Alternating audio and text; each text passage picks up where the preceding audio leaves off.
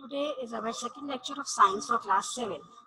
Yesterday we have shared the vegetative parts of the plant, and we shared these parts which are the stem, root and leaves. We have shared the characteristics, the parts and the function of a stem. We shared the parts of a stem that are the node, internode, terminal bud, axillary bud. And we also shared the root, which is also the vegetative part of the plant, and it is non-green and underground part of the plant. We shared the part of the root, that is the root tip, root cap, root hair. And we also learned the function of root, that it fixes the plant into the soil. We also learned yesterday in the first class that leaf is the third vegetative part of the plant, and it is flat green, mostly green in color, and it is responsible for the process of photosynthesis and prepared food for the whole plant. Yes, this is a very short review of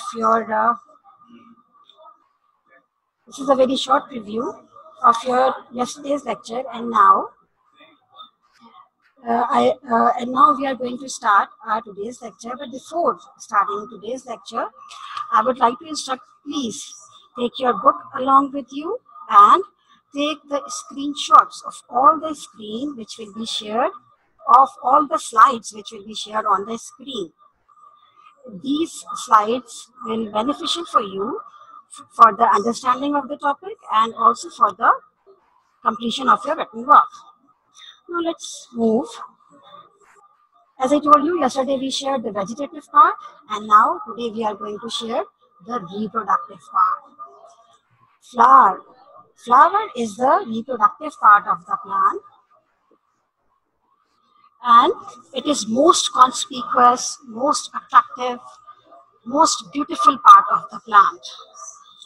Flower make the environment beautiful.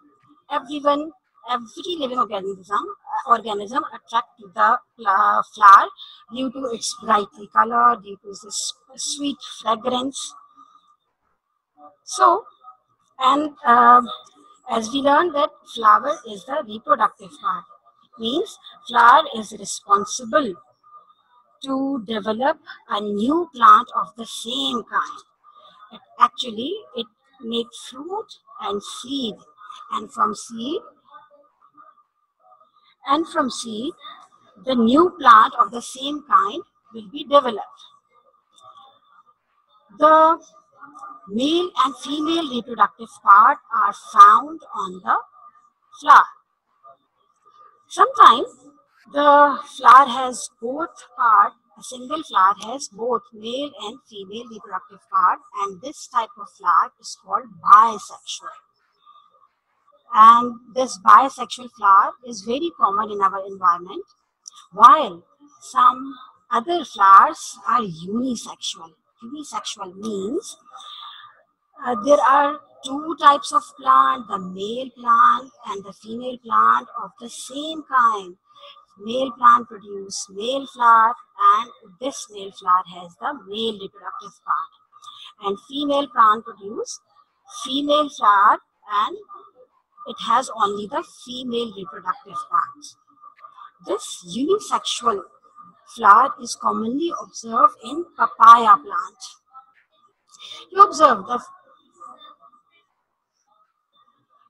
yes, it is commonly observed that the unisexual plant or unisexual flower is found in papaya plant. You know that male papaya plant produce only the flower, and they do not produce fruit, because in male papaya plant only the male parts are present. And the female papaya plant has the female flower, which is responsible. Female flower has the female reproductive part, and it changes the flower into the fruit. That's why we get papaya only from the female plant. But as I told you, mostly flowers are bisexual, means mostly flower has both male and female reproductive part on them. And These type of flowers are called bisexual. You commonly observe that flowers have different colors, different shape, different beautiful fragrance, and they also arrange in different way. Sometimes they grow in the form of group or clusters at the tip of the branch. Sometimes they grow singly. Sometimes they have large number of petals. Sometimes their petals modify into the bell shape. All these types, all these varieties are called inflorescence. Again, I repeat, flowers are found in different ways on the plant. Sometimes flowers are arranged in group or in cluster. Sometimes flowers are singly found at the tip of the branch. Sometimes flowers petals are very number. Sometimes their sepals are fused. So all these varieties, all these changes, arrangement of the flower is called inflorescence. And I told you, mostly we observe the bisexual flower, which has both reproductive part, male and female, on them. Now, we are going to learn the parts of flower. Flower has different parts, and these parts are arranged in whorls or in circles on the receptacle. What is receptacle? Receptacle is the flattened tip. My cursor is over here. Flattened tip of the flower stalk, and it is also called the pedicel. It means all the parts of the flower are rising from here. I hope you understand. Again, I repeat. The flowers have different parts. These parts are arranged in different whorls or in different circles. These circles are attached at the receptacle, and receptacle is the flattened tip of a flower stalk. Now, uh, now we are going to learn what are these parts, or what are these whorls, what are these circles. The first whorl, or the outermost whorl, is calyx. Calyx is the outermost or the green whorl of the flower, and it is composed of sepals. We can say the leaf of the calyx is called sepals. My cursor is moving around the sepals, and we observe these sepals are found in every flower, and they found in different style. In some flower, we found the sepals are 5 in number, in 7 in number, 6 in number. Sometimes we found these sepals are fused, means they combine each other. And sometimes we found these sepals are free or separate with each other. Each leaf of the calyx, or we can say each sepals, are free with each other. Um, the function of either they are free or fused. The free or fused sepal, both type, you can easily observe in the hibiscus or China rose plant. If you observe the China rose or hibiscus plant, you found the green part. The green part just around the flower. Here, some sepals are fused and they make a bell shape, and next you observe a free sepals. So these both type of sepals, or both arrangement of sepals, are found on the hibiscus or China rose plant. Whether they are free or fused, the function of sepal is same in every flower, that is to protect the bud from sunlight and rain.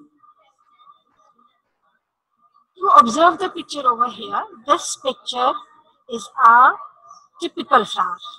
The arrangement or the number of parts may vary in different flower, but here you observe the picture of typical flower, and this is the LS of a flower. LS means longitudinal section.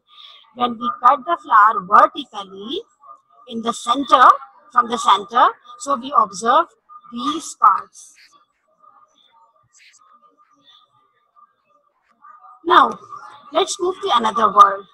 As I told you, calyx is the outermost wall. It is green in color and it is composed of sepals. Sepals may be free or fused, but the function of sepal is to protect the bud from sunlight and rain. The second word of flower is corolla. The second word of flower is corolla. Corolla is the most attractive, most conspicuous, most prominent part of the flower because it has brightly colored, mostly it is brightly colored and composed of colored and scented leaves. The leaf of corolla is called petal. You observe the petals of rose, the petal of jasmine, the petal of marigold. They are different in colors and they have different fragrance. Why they have different colors and different fragrance? Because due to this color and scented leaves, they attract the insects for pollination. Insects attract their colors, insects attracted by their scent and do the process of pollination. What is pollination? We will share it at the end of this all words. Now come to the third word. Third word is the male reproductive word, or the third circle is the male reproductive part, which is called androecium. Androecium, I repeat, androecium. Androecium is the male reproductive part and it is composed of stamen. The word androecium is composed of stamen. Stamen has two parts. My cursor is moving here. Stamen has two parts. A thin filament which attach to the receptacle, and at the tip of filament the anther is present. Anther is a swollen part and it has 4 chambers. Inside these anthers, the male reproductive cell pollen grains are present. When the pollen grains become mature, they came out from these chambers and present at the tip of anther in the form of yellow dust. Whenever you touch the flower, your finger has some yellow dust on it. Actually, this yellow dusty or the powdery material is the microscopic pollen grain, and these pollen grains are the male sex cells. So we can say the third word is the male reproductive word. The third circle is the male reproductive circle, and the circle name is androecium. The androecium is composed of stamen. Each stamen has 2 parts, a thin filament, and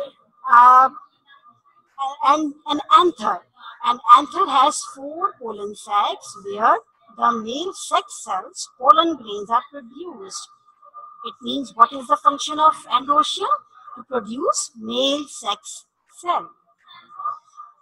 The function of calyx is to protect the bud from sunlight and rain. The function of petal is to attract the insect for pollination. The function of androecium is to produce male sex cell, that is the pollen grain. Now, the fourth and the innermost word, that is the gynoecium. It is called gynoecium. The fourth and the innermost word is called gynoecium. The gynoecium is the female part and it is composed of carpel. Each carpel has 3 parts. The swollen part, this swollen part is called the ovary, and ovary contain female cells, that is called ovule. Just above the ovary and ovule, the thin stalk style is present, and at the tip of the style, a flat tip of stigma is present. Stigma is sticky in nature. I repeat, the innermost wall is the gynoecium, and gynoecium is composed of carpel. Carpel consists of 3 main parts. The upper or top flat tip is the stigma. Then the long thin stalk is the style, and the innermost swollen part is the ovary. Inside the ovary, ovules are present. Okay, these are the four walls. Now, what is the function of carpel? Actually, the carpel or gynoecium is responsible to make the fruit and seed after the process of fertilization. This is the all four walls. But wait, I want to share something more, that there are some small glands and nectaries at the base of the carpel. At the base of carpel, there are some glands, and these glands produce sweet nectar, sweet juice, and this juice attract insects for pollination. Okay, now let me share that we shared already the corolla has colored scented petals. They attract the insect, and also we just now learned that nectaries has the nectar or the juice. It is also attract the insects. When the insects like the honeybee, butterflies and flies, they attracted by the peculiar color of the flower, by the scent and by these nectars. So they come in contact, they come close to the flower, they try to reach these nectar and suck these nectar. During this process, the yellow dusty pollen grains got stuck on the legs and wings of these insects. When these insects move to the other plant or the other flower, these pollen grains are transferred. These pollen grains are transferred to the stigma. As I told you, stigma is sticky in nature. Again, I'm telling you, pollen grains are the male reproductive cell. The function of androecium is to produce male reproductive cell, and pollen grains are the male reproductive cells. By the process of pollination, these cells, these pollen grains transfer from anther to stigma. I am sharing you the definition of pollination. Actually, pollination is the process in which pollen grains transfer from anther to stigma. The transformation of pollen grains from anther to stigma. This process is called pollination, and this process is done by the help of the insects also. Sometimes wind help them, and sometimes water help them, sometimes and mostly insects also help for the process of pollination, because when they reach or when they want to suck the nectar or juice which is present at the base of the carpel, so during this process the pollen grains got stuck on the legs and wings of the insects, and when they move, so there is a chance, and the pollen grains move with them, and they got stuck on the stigma of the same flower or maybe on the another flower. When the pollen grains are stuck on the stigma, here is a tube. Inside this stigma and style, there is a tube which is called the pollen tube, and the pollen grains enter from this pollen tube and reach to the ovule. Again, I am repeating. When the pollination is done and pollen grains move from anther to the stigma, then these pollen grains move inside by the pollen tube which is present inside the stigma and style, and they move uh, till they reach the ovule. Ovule is the female sex cells. Here they fused and do the process of fertilization. After fertilization, ovary convert into the fruit and ovule convert into the seed. If there is one ovule, so you found one seed. If there is many of you, you found many seeds. As we observe, mango has one seed and papaya has too many seeds. It means mango has only one ovule and papaya has too much ovules. Now move forward. As I told you earlier, that flowers are of various types, various forms, and these varieties is called variation. I am sharing you some variation in the flower structure. In some flowers, the sepals and petals are joined to form a tube-like structure or the bell-shaped structure. And we observe this in a sweet pea and foxgloves. In this picture, you easily observe here the petals are fused and they form a bell-like structure or the tube-like structure. It is the variation of flower. In some flower, we observe the petals are free and they are same size, but they arrange in many whorls. This is commonly observed in the rose plant. It is another variation. And we also observe the number of colors in the rose plant. Now, next variation is we observe in hibiscus plant, which is commonly called China rose. It is very common in our environment and we can easily observe. In this, the carpels, male and female female parts are fused to form a tube-like structure. Here my cursor is moving here. Actually, here they fused and make a tube-like structure and anther are attached at the tip of this tube. You observe the yellow color. These yellow dots are the anthers and actually this tube is the carpel. At the tip of this carpel, the small polar anthers are here. It is the another variation. Next variation is observed in the sunflower. Sunflower is composed of number of flowers. And it is amazing that the corolla is composed of number of small flowers and it is called ray florets. And in the center of sunflower, you observe the dense brown color. This dense brown part is composed of very small flower. And this small flower is called disc floret. And this disc floret or the small flower are responsible to produce seed. It is another variation which is very interesting that the sunflower is made up of number of flowers. One sunflower is made up of number of flowers. Now the another variation which is called spike inflorescence is called spike.